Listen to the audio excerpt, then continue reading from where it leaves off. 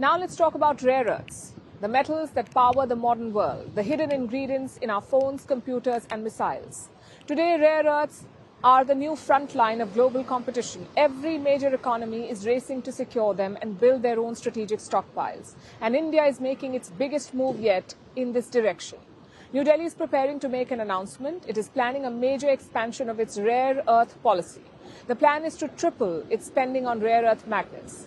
Today, the budget for this is $290 million.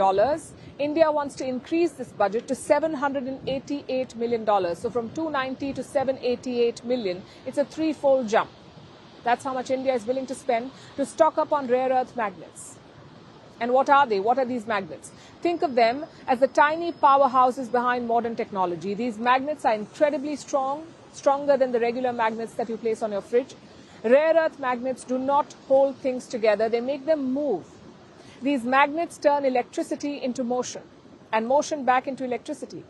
That is why they're used in motors and generators. In an electric car, they help the wheels spin.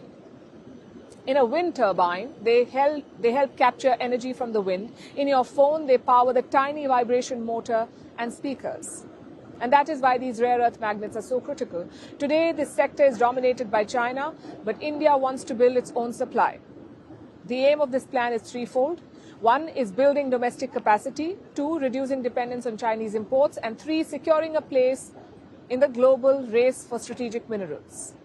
The plan is waiting for a cabinet approval. The new funding will support about 5 companies. It will offer a mix of production-linked incentives or PLIs and capital subsidies.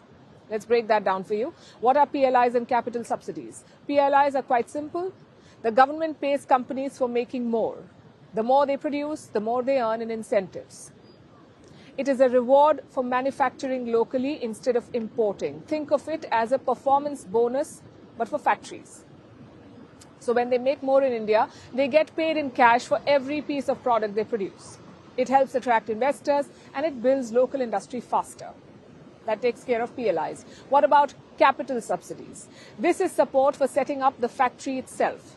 The government pays a part of the upfront cost, like land, machinery or equipment. It lowers the risk for companies trying to start production. So in short, capital subsidies help you begin and production-linked incentives help you grow. Together, these are the tools that India is using to boost manufacturing of rare earths. Again, the goal is quite simple. Build rare earth capacity at home, reduce dependence on imports, and secure the metals that power modern life.